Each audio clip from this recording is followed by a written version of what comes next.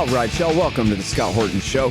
I'm the director of the Libertarian Institute, editorial director of antiwar.com, author of the book Fool's Errand, Time to End the War in Afghanistan, and the brand new Enough Already, Time to End the War on Terrorism.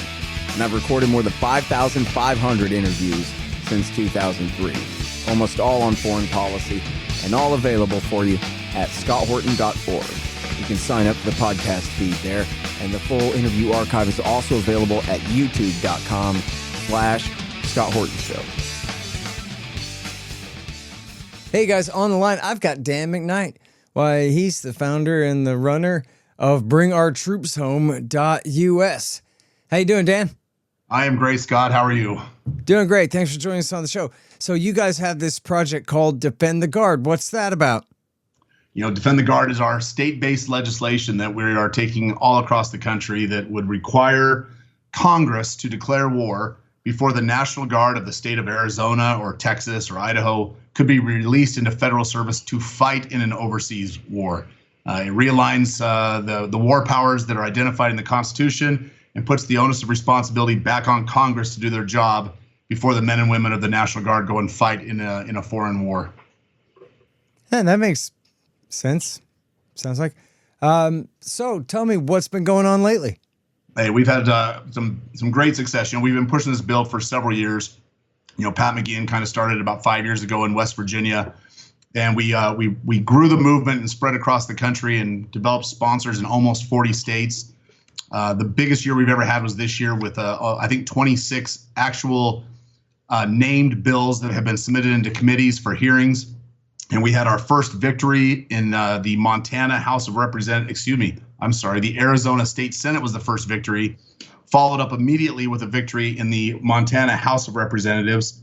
And now we are back in Arizona again. And the bill has been transmitted to the House side, and the Speaker of the House is stonewalling us. And he's trying to run the clock out. Their session ends here in a few weeks.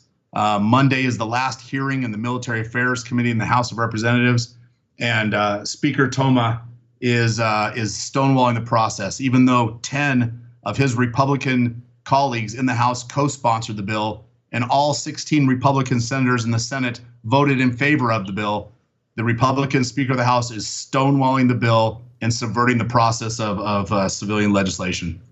Man, all right, so first of all, rewind a little bit and focus on that last point there for a minute, if you could. Not just did you get it through a committee in the Arizona Senate, you got it past the full Arizona State Senate. Is that correct? I buried the lead. You're absolutely right. We passed a full body, a deliberative body of elected senators in Arizona. The Arizona State Senate passed Defend the Guard with unanimous party support from the Republicans and unanimous dissent from the Democrats. And the one Democrat senator that dared to stand up and speak against the bill, she went on a tirade demonstrating just how much the left has absorbed the war party mentality in the last couple of years. Yeah, what'd she say? Well, she said all kinds of things. We can't do this because it would endanger the safety of Arizonans. It would restrict the ability for the United States to wage wars on multiple fronts. It would cost jobs. It would cost money. It was a subversion of the Constitution. Everything you could imagine to support sending more and more Arizona Guardsmen off to war. She put it in her speech. It was the most disjointed argument. Even a fourth grade civics student that has spent 10 minutes watching I'm Only a Bill on Capitol Hill or some other PBS special would understand that that's not how the system's supposed to work. It was a big disgrace. Yeah. All right. Now, so you think that barring the speaker here, you got a real chance of pushing through the House too? Yeah, with 10 sponsors in the House. That sounds pretty good. How many members do they have in their state House? Do you know? Yep. And no, wait, what's the total? Say again? What's the total in the House? 63 or 64, okay. 62. We need 31 to pass. All right.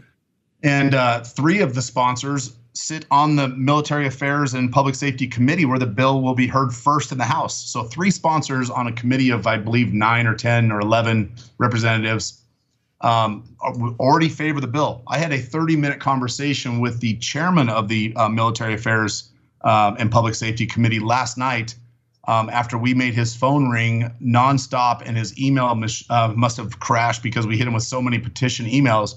He finally called me and we talked it out.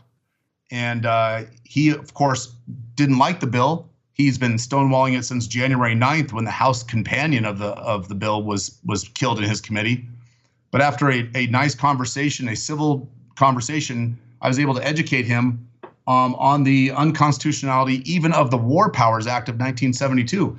He now sees the light. He understands now that he has a responsibility as an elected representative of the people to do the will of the people and not to do the will of the lobbyist groups or the National Guard Bureau or what the Speaker of the House and the leadership in his own party tell him to do.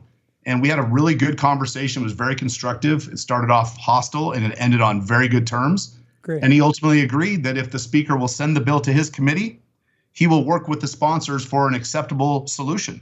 And in my mind, that means a hearing. And that's all we're asking for is a hearing. And then we will do the convincing, we will do the educating, and we'll make sure that the vote goes the right way. Yeah, man. All right, so tell me, what do you know about the National Guard and war and stuff? I know a little bit. I'm a 13-year veteran of the military. I served in the Marine Corps. I served in the United States Army. And I served in the Army National Guard, where I deployed to Afghanistan for 18 months, 2005 through 2007. So I know a little bit about those three branches, but I do know quite a bit about the National Guard. I know where they get their authority. I know where they come from. I know what things they're allowed to do and what they're not allowed to do. And this bill is meant to realign the use and the purpose of the National Guard with Article 1, Section 8, Clause 15 of the Constitution, which is the militia clause, that says that the National Guard can only do three things, really, when they're federalized: enforce the laws of the Union, repel an invasion, and put down an insurrection. It doesn't say anything about going overseas and fighting undeclared wars. And we think that the National Guard should fight America's wars when properly declared. And so all we're trying to do is to give the National Guard or the state militia that constitutional protection that they've sworn their lives to defend. All right, so tell me about the organization here and how you guys are so effective at getting people to get this bill introduced. Who's running the phone bank? What difference does it make, Dan? Yeah, let me tell you, we've got an army of millions and three people at our disposal. We are a ragtag bunch of combat veterans, but primarily we've got the great Diego Rivera is leading the ground effort, and he's our field director of operations. Diego is a master at applying pressure through grassroots activism. He has been leading the phone banking effort, the petition drives, the signatures, the phone calls, everything that you need to apply that pressure to an elected official. Diego is the master at it. And he's leading that effort with members of different coalitions from across the country. The Republican Liberty Caucus, the Libertarian Party, the Mises Caucus have come to bat for us. The great Michael Heiss put out a call, and Angela McCardle from the LP has put out a call for assistance, and Liam McCollum up in Montana. The list is so long of the coalitions that are working together on this effort, and it's all under kind of Diego's tutelage and mentorship. He's got some fantastic programs that make it easy for people to give us 5 minutes. You give us 5 minutes and get on the phone bank, and Diego will show you how to make 15 effective phone calls and put pressure in the right spot. It's not about applying pressure. It's about applying the right pressure. And Diego is really, really good at it. And then our communications director that puts out all of our comms is someone I think you know fairly well, the great Hunter Durenzis. He is he's the GOAT, right? The greatest of all typewriters. And we love Hunter. He puts out all of our written content. And then I've got some activists in each state that just take the bull by the horns and really do the groundwork in each of the states, because you know this, we can't be everywhere all at once. And we are really on a fool's errand, to borrow the name, sorry about that, of trying to pass this bill in every state all at the same time. Everybody told us we'd be crazy to do it. And there's something people should know about combat veterans. We're a little bit crazy. We don't see anything as impossible. We see everything not as an obstacle. We see everything as a stepping stone, and we attack it that way. There you go, man. Spinning that traumatic brain injury to your advantage there, Dan. Right. Good going.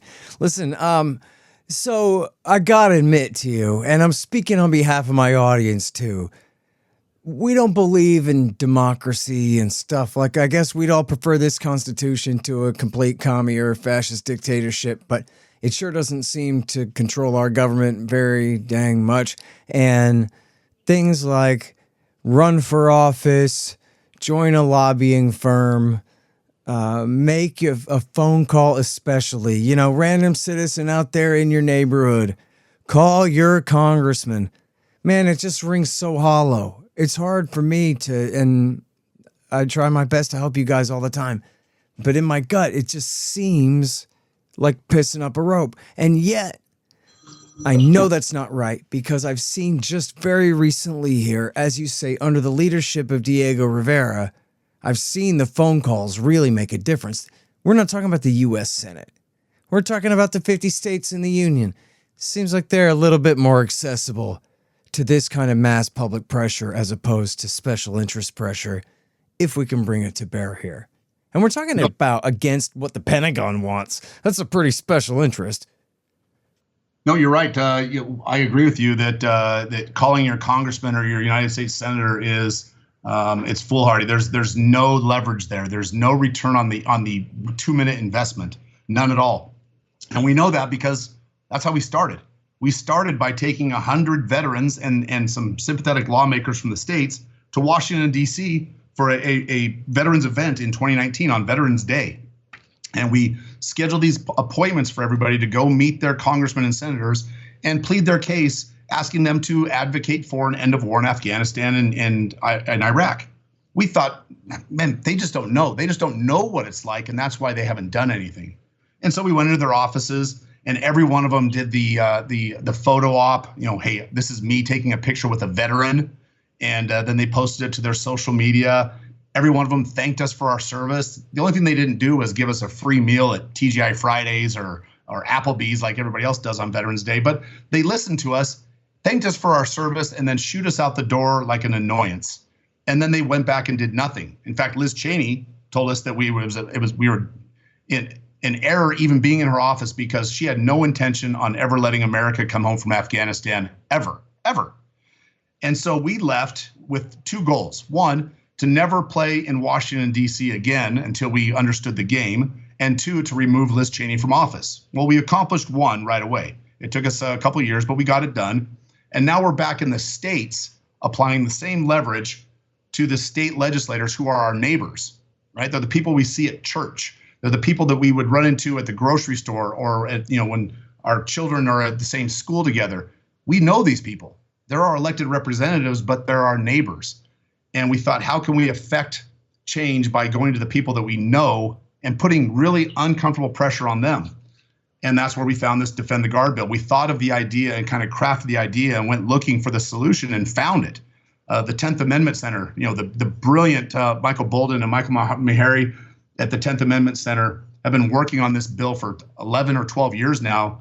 And it kind of disappeared for a few years. Then it came back with Pat McGeehan, and then we've taken it and pushed it across the country and now, through the state houses. And we agree. Don't waste time. Don't waste 1 minute in Washington, D.C. Don't write them a letter. Don't sign their email newsletters. Don't thank them. Don't praise them. Don't follow them on social media. There's not one of them in Washington, D.C. that isn't a crook. Every one of them. They're there for one reason. They're narcissistic and they love the attention. And they're never going to change.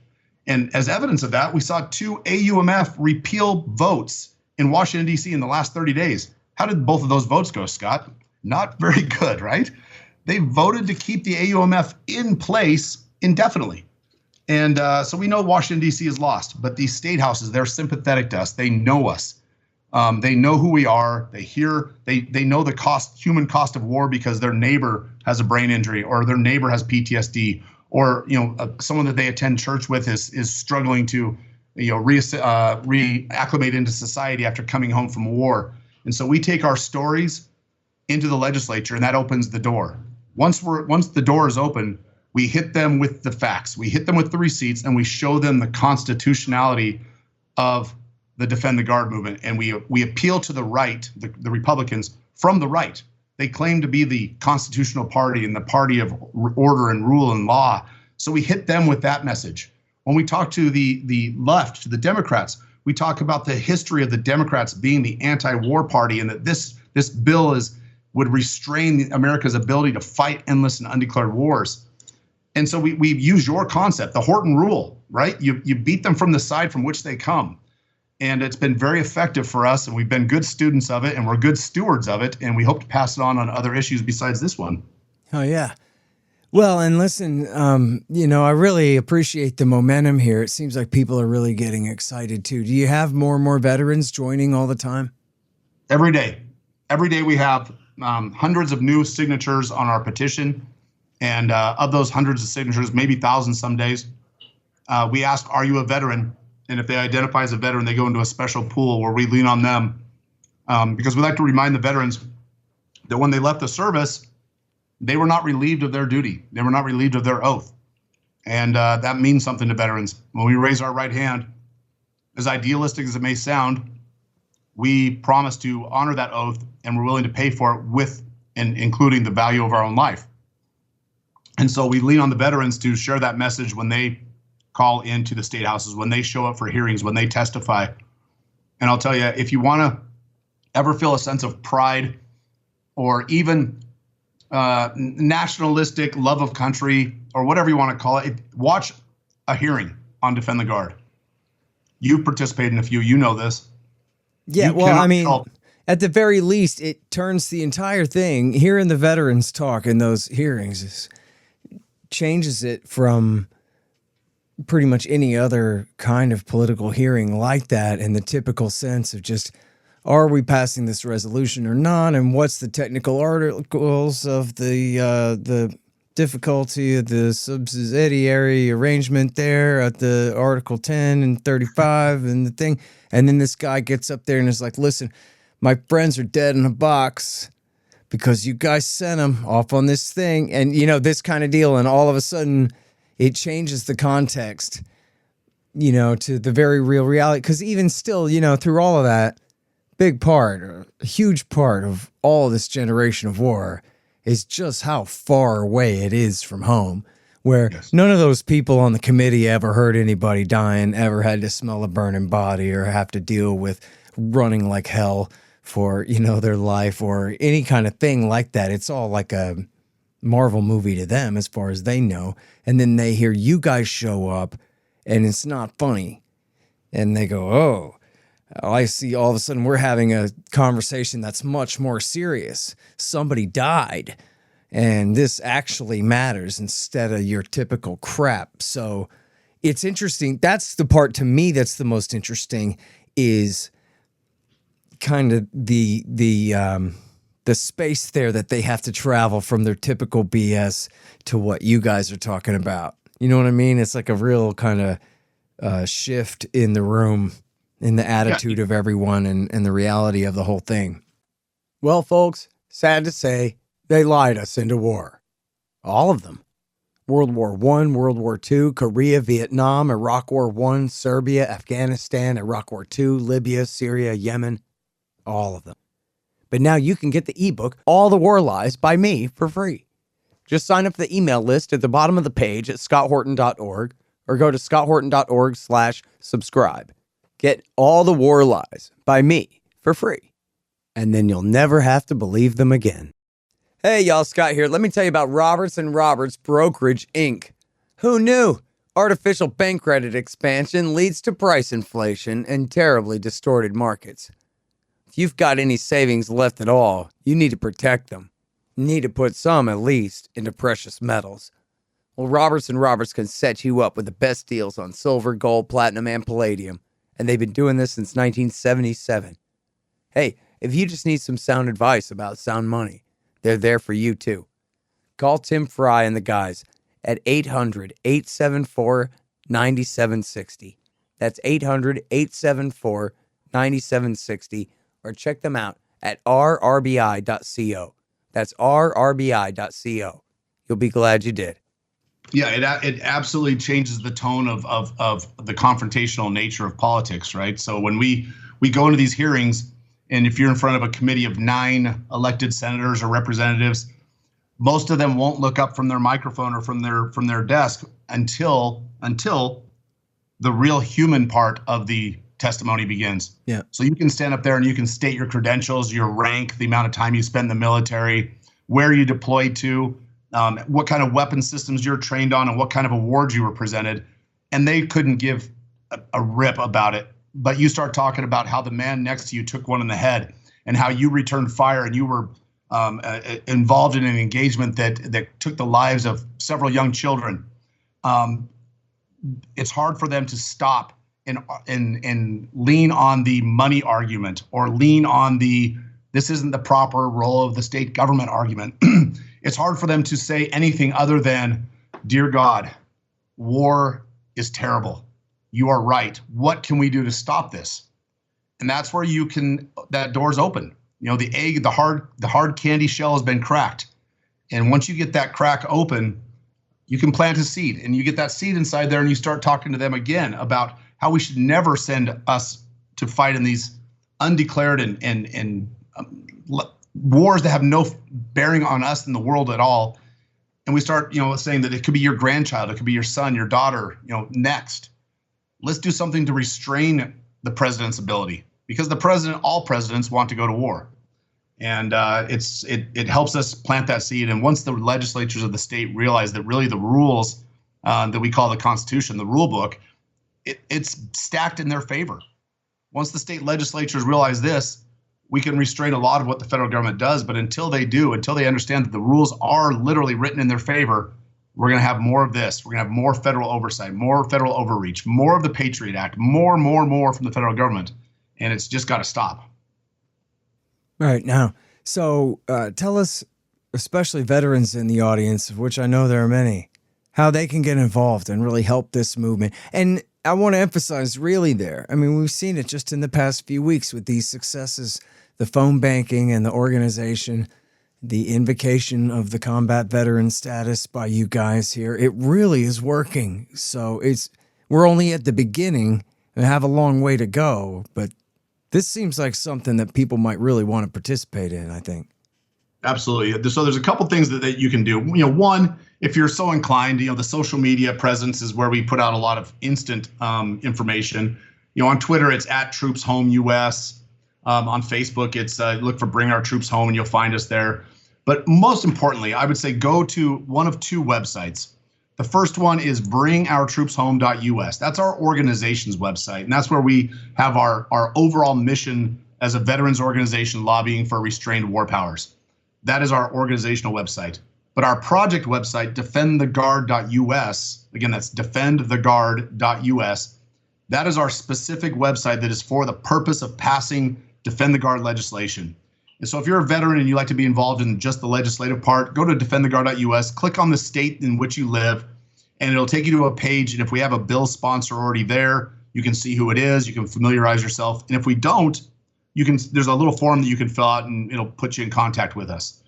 I would also suggest going to states that we have active fights in right now: Arizona, Montana, Maine, Texas, and Idaho. Click on those states, and you will see a petition that will come up. Sign that petition. It is so important. These petitions do actually have some weight and value, and we don't just use petitions to gather signatures either, to put them on our mail list. We actually take these petitions, we print every single one of them out, and we deliver it to the state house and where we're having these fights.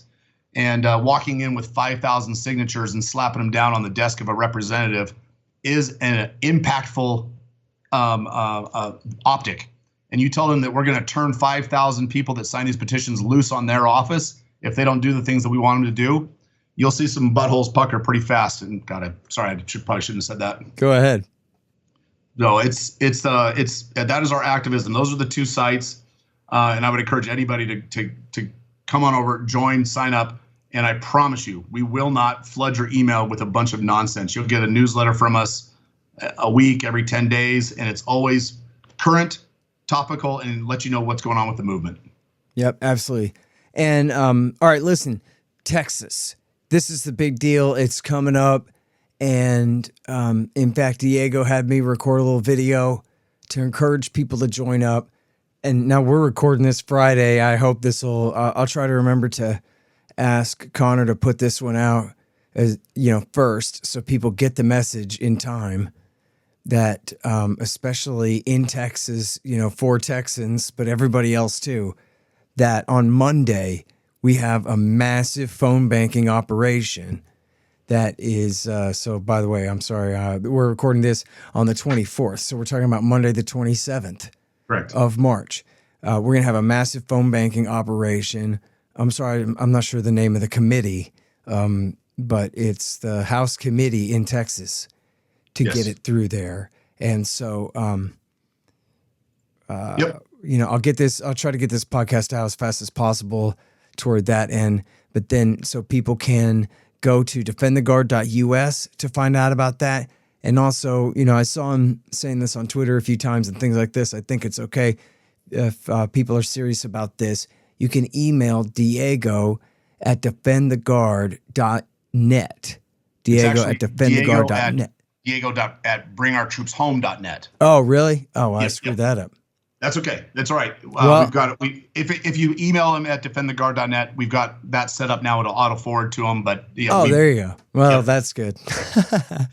But thanks for covering my base there, man. Sorry, I screwed up. Yeah, we got you. We got you. So Representative Terry Wilson in Texas. He's the chairman of the committee, the Defense and Veterans Affairs Committee.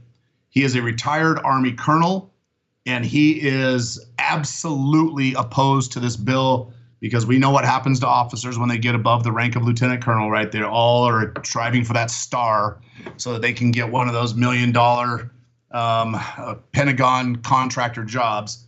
This man loves the military industrial complex, and he is stonewalling this bill, even though our representative that sponsored it, Brian Slayton, sits on the committee. And if you know anything about Brian Slayton, he's a bulldog and he is fantastic.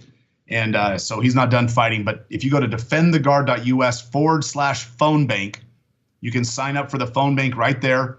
And Diego will be in contact with you and let you know what we need and when we need it.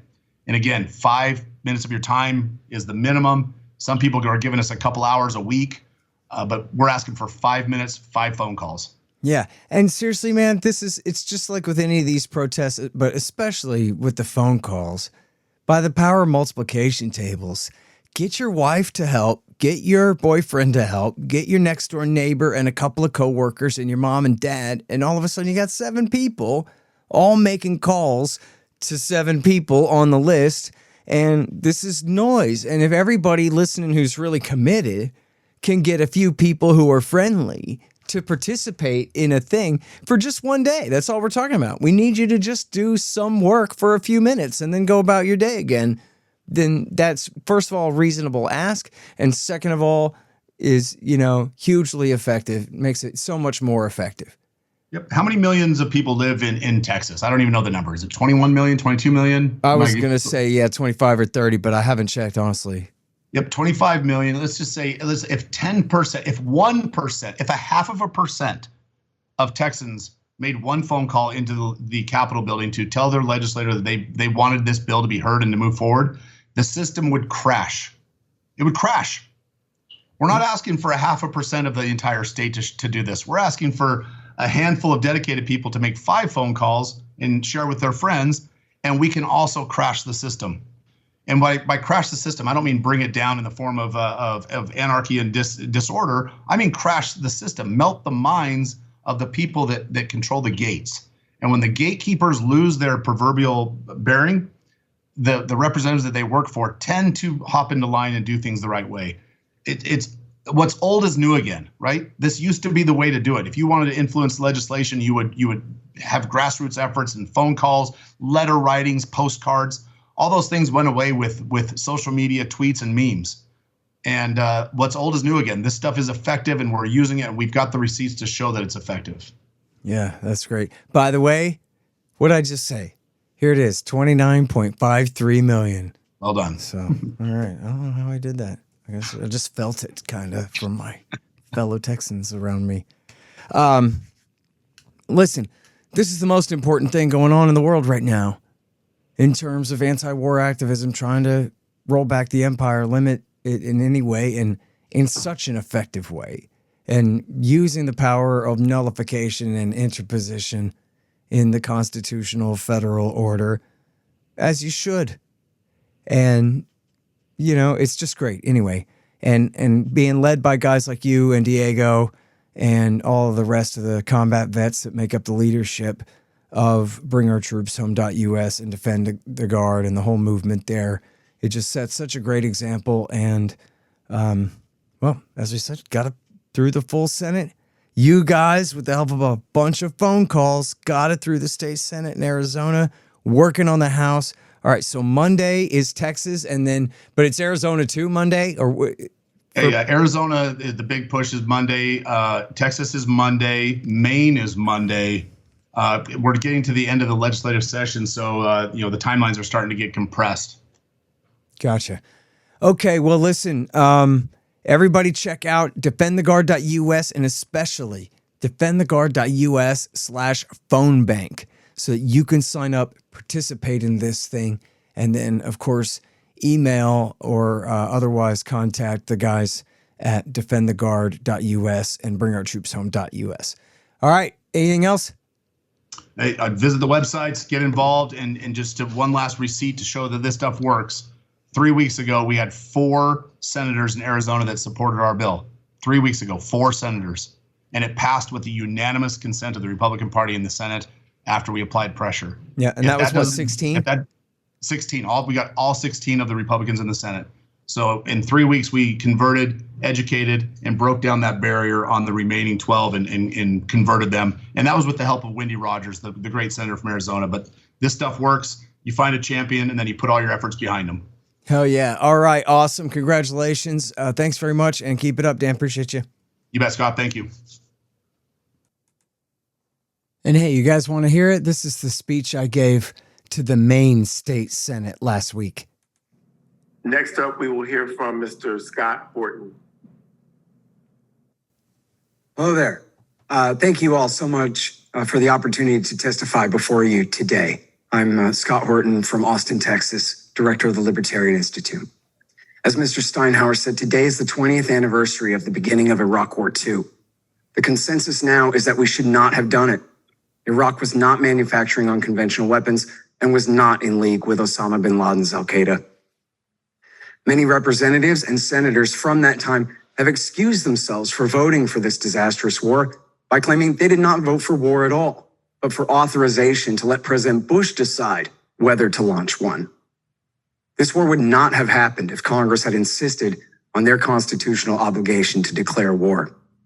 Representative Ron Paul introduced a declaration of war in the Foreign Affairs Committee. He, of course, voted against it and urged his colleagues to as well. But he was challenging them to take responsibility for their decision instead of delegating it to the president. Chairman Dennis Hastert told him, "We don't go by that part of the Constitution anymore. It's an anachronism." Hastert might have cited the UN Charter there, but it does not supersede the Constitution, and Bush did not get a resolution authorizing the war from the UN Security Council either. The simple fact is that if Congress had been forced by the people in the states to declare war if they wanted one, Iraq War II would never have happened.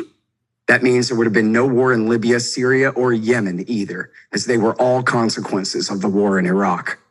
More than 2 million people have been killed. $10 trillion have been wasted. The conservatives now agree with the progressives. None of this should have ever happened. If only a few states had Defend the Guard legislation at the time, it would not have. By passing this measure now, you can help to stop the next unnecessary war. It's the patriotic thing to do. That's why, as you heard, the American Legion supports this legislation. Frankly, this should not even be controversial at all. The U.S. Constitution is the law. Congress is in defiance of it. They must be made to obey the charter which delegates authority to them in the first place. The men who have testified before you today have given everything they have, including their best friends, in service to their oath to that Constitution. I know it means everything to them. Thank you. Thank you, Mr. Horton, for your testimony here today. Are there any questions from the committee for Mr. Horton? Seeing none, thank you very much. Thank you. The Scott Horton Show, Anti-War Radio, can be heard on KPFK 90.7 FM in LA, APSradio.com, antiwar.com, scotthorton.org, and libertarianinstitute.org.